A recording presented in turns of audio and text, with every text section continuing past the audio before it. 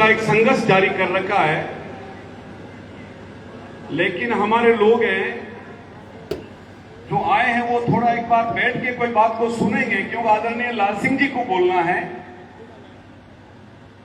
तो आप आंदोलन की क्या दिशा होगी, आंदोलन किस बार करना पड़ रहा है, आगे इसकी क्या रणनीति होगी, क्या भूमिका होगी, इसके लिए आदरणीय लाल सिंह जी आपको बताएंगे। इसलिए मेरा आपको विशेष निवेदन है कि दूर दराज जो साथी खड़े हैं वो सब इधर आ जाए एक बार पंडाल में, क्योंकि ये पूरा एक लाइव चल रहा है और हम सभी लोगों को बहुत शांतिपूर्वक सुनना है।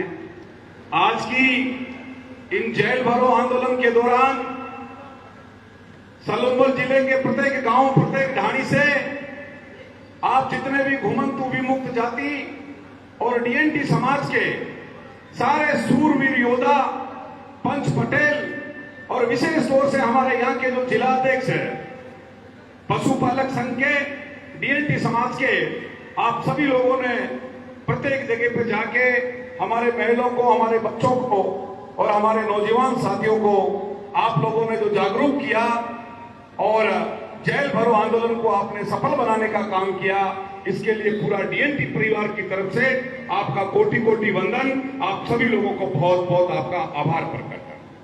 साथियों, निवेदन यह है कि ये सलूम्बर की धरती है और ये सूरवीरों की धरती है।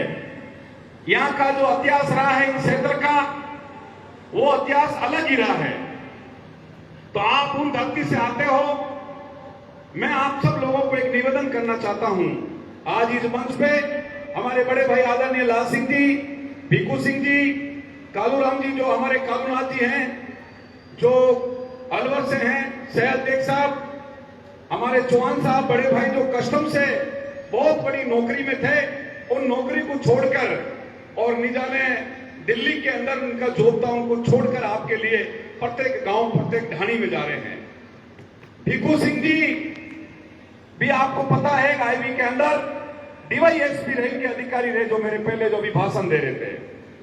तो मैं ऐसे लोग और रीजनल हेड रहे, जिस आदमी के नीचे 15 से 16 स्टेट रहे और जिस आदमी ने अमेरिका जैसी यूनिवर्सिटी में पढ़ाई की, जिनका बेटा प्रोड्यूसर हो, फिल्में बनाता हो और जिनके बच्चे आज भी अमेरिका में पढ़ रहा हो, वो व्यक्ति ना आपके लिए धूप देख रहा, ना आपके लिए कोई छाया देख रहा, सारे आंधी तूफान का सामना करते हुए, सारे प्रशासन से जकड़ते हुए, इन गुलाबी की जंजीरों में इन घुमंतु डीएनटी समाज को जो जकड़ा हुआ है, उनके लिए आपके बीच में संघर्ष कर रहा है। मगर इस बात को समझना पड़ेगा। बहन ललिता गाड़ियालवार, हमारे यहाँ के भाई प्रभु जी, भाई दिनेश जी, भाई ओम प्रकाश, मेरे जितने भी घुमंतु समाज के जो मेरे युवा साथी, भाई नट समाज के, बहुत अच्छा ओजस्वी बोला, हमारी बहनें बैठी है और आप सारे नौजवान साथी बैठे हैं। मैं आपको एक निवेदन करना चाहता हूं कि हम लाल सिंह जी के साथ क्यों लगे और हमें लाल सिंह जी ने ऐसा क्यों दिखा। मैं मेरे खुद पे बताता हूं कि साथियों, 78 वर्षों में इस देश आजादी के बाद आज भी घुमंतु विमुक्त जातियों का हक जो था, चाहे इस देश में राजा महाराजों का राज था, चाहे इस देश में अंग्रेजों को और मुगलों का राज था, तभी भी आपका हक को मारा गया। इस देश में अंग्रेजों का राज था, तभी भी आपके हक को मारा गया। और इस लोकतंत्र के अंदर भी आज 16वां 17वां जिला है, प्रत्येक जिले के अंदर हम जा रहे हैं। कोई आदमी शमशान घाट की बात करता है, कोई आदमी समुदाय भवन की बात करता है, कोई आदमी नौकरी के नंबरों की बात करता है, कोई आदमी राजनीति की बात करता है, कोई नाली बनाने की बात करता है, कोई पट्टा बनाने की बात करता है। ऐसा कोई जिला, ऐसा कोई गांव, ऐसा कोई ढाणी नहीं आया जहां बोला कि साहब अभी 78 वर्षों के बाद लाल सिंह जी हमारे यहाँ सारी व्यवस्था है। तो साथियों, आपका हक और आपका जो अधिकार है, जिनको कहीं कहीं इस राजनीतिक पार्टियों ने, इस लोकतंत्र के अंदर बैठे कुछ लोगों ने आपके हक को मारा है। आप पशुपालक समाज पशुपालक के तक ही सीमित रखा, हम कालमिलिया समाज को जंगल और नाचने गाने तक ही सीमित रखा, बागरिया समाज को भी जंगल तक सीमित रखा, हमारे बावरी समाज को भी जंगल तक सीमित रखा और हमारे नट समाज के लोग भी बैठे, इनको भी गाना बजाने तक सीमित रखा। तो साथियों, बात यह है कि इस देश के अंदर पूरे भारत में 15% आबादी है आपकी, और राजस्थान के अंदर भी 15% लोग अपन रहते हैं। 1,23,00,000 की हमारी आबादी है और उस आबादी की बात कितनी बड़ी शर्म की बात है कि आज भी नहीं तो अपना एक भी कलेक्टर नहीं है, वन सिंगल एक भी आपका कलेक्टर नहीं है, आपके अंदर एक भी एसडीएम नहीं है, आपके अंदर एक भी तहसीलदार नहीं है, आपके अंदर एक भी राज्यसभा मेंबर नहीं बना है, आपके अंदर एक भी लोकसभा का सांसद नहीं बना है। ये कितनी बड़ी दुख की बात है और कितनी बड़ी विडंबना की बात है। आरक्षण लड़ा आदरणीय आज हमारे करोड़ी सिंह बैसला साहब को मैं याद करता हूं सोलूबर की धरती पर। 15 साल पहले जो हमारे गुजर भाई थे उनके हालात भी आप अच्छी तरह से जानते थे। वही जो हमारे कर्नल बैसला साहब थे वो भी आर्मी में थे, फौज से रिटायर्ड होकर आए और उन्होंने कहीं के वो पढ़े लिखे व्यक्ति थे, उन्होंने भापा कि मेरा समाज बहुत पीछे है। उन्होंने लाल सिंह जी की तरह उन्होंने भी अगुवाई की। तो हम तो जो परछाएं देखते हैं वो करोड़ी बैसला साहब की परछाएं आदरणीय लाल सिंह जी की अंदर देखते हैं।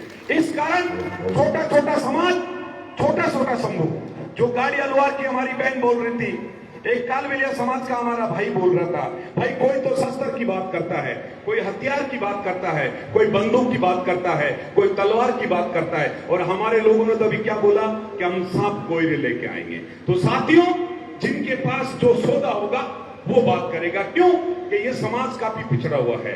दूसरा मेरा एक निवेदन ये है कि जिस तार के अंदर करंट होता है, जिस तार पे करंट होता है, लोग दूर खड़े रह जाते हैं, और जिस वायर में करंट नहीं होता है उसके ऊपर कपड़े सुखाए जाते हैं। तो साथियों, हमारी समाज के अंदर वायर तो हम बन चुके हैं पर हमारे अंदर करंट नहीं है। जो आदरणीय भीखू सिंह जी ने ये कहा कि यह आंदोलन क्यों करना पड़ रहा, कि यह आंदोलन इसलिए करना पड़ रहा है कि इन राजस्थान सरकारों को, इन नेताओं को, इन पार्टियों को यह लगना चाहिए कि यह समाज भी अब जागरूक होने की बात कर रहा है, यह समाज भी संगठित होने की बात कर रहा है। इन समाज की भी इतनी आबादी है और यह समाज भी पढ़ना लिखना चाहता है, यह समाज भी नौकरियों में आरक्षण चाहता है, और यह समाज भी राजनीति में अपनी भागीदारी चाहता है। साथियों, ये टीएफसी क्षेत्र है। अभी कुछ देर पहले जब टीएफसी की बात चल रही थी, आपको पता है कोई भी विधायक एमएलए की सीट आती है तो टीएफसी के खाते में जाती है। ये बात मैं सच कह रहा हूं, गलत कह रहा हूं? तो वो एक आरक्षण है इसलिए जाती है। कोई भी नौकरी के अंदर भी जब बात आती है तो टीएफसी के खाते में जाती है। तो वो किस लिए जाती है कि वो आरक्षण उनको मिला हुआ है, इस कारण उनके खाते में जाता है। आपका जब लड़का पढ़ता है तो 100 से 100 नंबर लाना पड़ता है, और एक परिवार का जब बच्चा पढ़ता है तो उनको केवल 50 नंबर ही लाना पड़ता है। वही है बदौलत आरक्षण की। इसके लिए आदरणीय लाल सिंह जी 10% आरक्षण की जो मांग कर रहे हैं, ये राजस्थान सरकार से लड़ाई है। ये कोई आम बात नहीं है, ये सलूबर के कलेक्टर की हैसियत नहीं है, ये सलूबर के प्रशासन की बात नहीं है। ये लड़ाई राजस्थान सरकार से है, ये लड़ाई केंद्र सरकार से है। मगर इस लड़ाई के लिए आप सब लोगों को अपनी कमर कसकर, पहले जब राजा महाराजा जब लड़ते थे तब तलवारों से बात चलती थी, बल से बात चलती थी, हथियारों से बात चलती थी, गोली तोप से बात चल रही थी। और इस लोकतंत्र में बाबा साहब भीमराव अंबेडकर साहब ने इस लोकतंत्र के अंदर जो संविधान लागू किया, इसके अंदर केवल सिर गिनाए जाते हैं। तो साथियों, 1 जुलाई की पूरे राज्य भर की डीएनटी समाज, आज देखिए, आज आपके बीच में कितने समाज के लोग बैठे हैं। आज बावरी समाज के लोग बैठे हैं, आज नट समाज के लोग बैठे हैं, कालबेलिया समाज के लोग हैं, ना समाज के लोग हैं, हमारे गारी समाज के लोग हैं, विभिन्न बंजारा समाज के लोग हैं। तो धीरे धीरे सारी जातियां आपको रायका और देवासी बड़ा भाई समझकर हम भी धीरे धीरे आपके पीछे लग रहे हैं। एक गाना चलता है कि एक लो रेवारी सब पे भारी। तो साथियों, डीएनटी समाज को आप लोग जो आदरणीय लाल सिंह जी के नेतृत्व में आप इनका नेतृत्व कर रहे हैं, तो आप सबको अपना दिल बड़ा रखना पड़ेगा। आप सभी लोगों को कंबर कसकर हक और अधिकार के लिए हमें लाठी से लड़ने नहीं जाना है। हम वहां हमें कोई लात घुसे की बात नहीं करनी है, हमें केवल कानून की बात करनी है। मगर इस लोकतंत्र में सिर गिनाए जाते हैं। 1 जुलाई को जो आदरणीय लाल सिंह जी ने जो कहा है कि 1 जुलाई से सरकार से आर पार की लड़ाई होंगे, तो वहां कोई खंबे से खंबा नहीं लगाना है, वहां कोई लठ नहीं चलाना है। वहां तो तभी होगी लड़ाई कि जब आपके लोग बहुबल संख्या में आएंगे, विभिन्न भाषाओं में, विभिन्न पहनावे में और विभिन्न बोल चाल नाच गाना कल्चर के साथ आएंगे, तो राजस्थान की जो सरकार है जिसमें कहीं कहीं लाल पगड़ी का प्रतीक भी होगा, हमारे केसरिया का प्रतीक भी होगा, और हमारी जो घुमंतु जातियों के लोग हैं वो भी अपने विभिन्न पहनावे में आएंगे, तो सरकार की नींद जगेगी। और ये केवल 1 जुलाई कोई आंदोलन नहीं है, हमें लंबा बैठना पड़ेगा।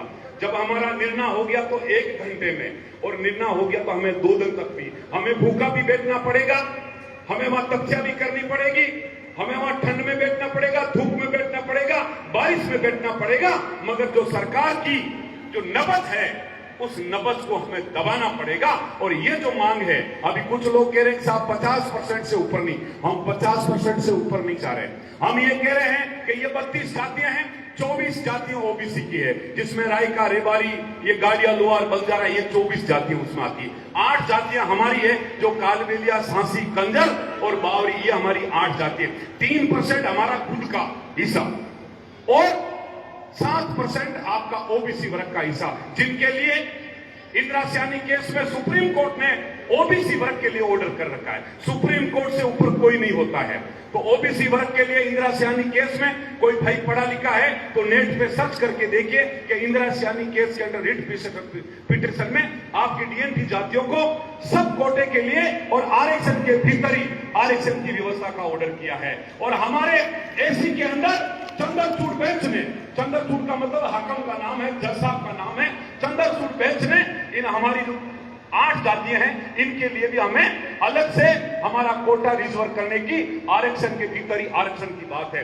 50% से हम ऊपर नहीं जा रहे हैं। जो भी आदरणीय लाल सिंह जी और ये पूरी पशुपालक टीम जो मांग कर रही है, ये संविधानिक कार्य की मांग है। हम सब पढ़े लिखे लोग हैं, हम भी ऐसे मूर्ख नहीं हैं तो फालतू से कोई हमें इस तरह का कोई मियादी बुखार नहीं चल रहा है, इस तरह का कोई चुनाव नहीं है, इस तरह की कोई पार्टी नहीं है जिसको हम बात कर रहे हैं। ये केवल डीएनटी समाज का झंडा है, इसमें कोई पार्टी की बात नहीं है। तो साथियों, दर्द उसको हो रहा है कि जो पार्टी के अंदर बैठ के रसमलाई जो खा रहे हैं, आज दिन तक हमारे लोगों को प्रेजेंट कर कर वो अपना काम चला रहे हैं, ऐसे लोगों के पेट के अंदर दर्द हो रहा है।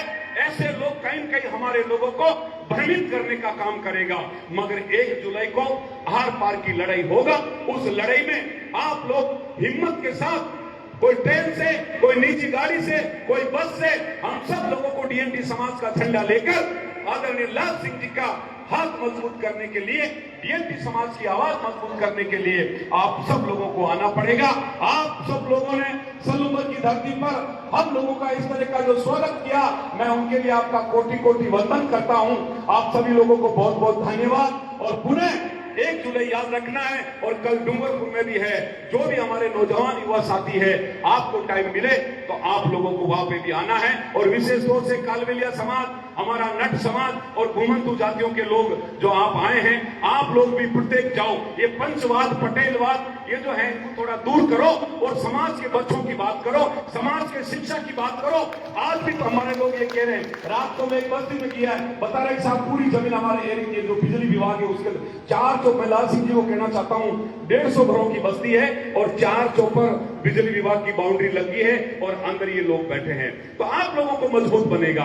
कैसी बहुत सारी ऐसी बस्तियां हैं जिनके पास आज भी पट्टा नहीं है। अभी हमारे भाई मोहनी रात दिन गांव के लोग आते हैं और भगाने का काम करते हैं। तो साथियों, जब तक हिम्मत के साथ नहीं आओगे, हमें भी मजबूत नहीं करोगे, तो प्रशासन हमें भी दबने वाली नहीं है। आज रायका, रवारी, देवासी समाज बहुबल संख्या में आ रहा है, सरकार दब रही है। आप लोगों की सबसे ज्यादा पीड़ा है। हम लोग आपके घर आ रहे हैं, रबारी समाज के लोग भी आपके घर आ रहे हैं, पर आपकी नींद नहीं उड़ रही है, उसका हम क्या करें। बात यह है कि जो व्यक्ति नींद में सो जाता है उनको उठाने में टाइम नहीं लग जाता है, पर जो जाग के भी नस की घोट के सूरा है ना, तो उसको कोई जगा नहीं सकता है। तो हमारा कालबेलिया समाज और हमारा डीएनटी का दूसरा वर्ग वो केवल जाग के भी नस की घोट के पड़ा है। तो साथियों, कुछ नहीं होने वाला है। ऐसे कैसे धक्के खाते रहोगे, ऐसे कैसे झूठे मुकदमों में जेल जाते रहोगे, जब तक संघर्ष की लड़ाई में। और हम लोग भी नोट कर रहे हैं, सलूम्बर में जिन जिन लोगों की शक्ल दिख रही है वो लोग आए, आधी रात को फोन करोगे, तैयार रहेंगे। और जो व्यक्ति नहीं आए हैं, जैसे ही नाम लेगा बोलेंगे भैया सुबह बात करेंगे। आजकल हमने भी इस प्रकार का ट्रेंड बना लिया है, क्योंकि हम लोग सिर पर कफन बांधकर हमारे बच्चों को रोड पे बिठाकर हम तो आपके लिए संघर्ष कर रहे हैं और आप लोग घर पे बैठ के मजे छान रहे हो, तो ऐसा नहीं चलेगा। तो मैं आप सभी को बहुत बहुत आभार प्रकट, आप सभी का बहुत बहुत धन्यवाद। बहुत बहुत धन्यवाद।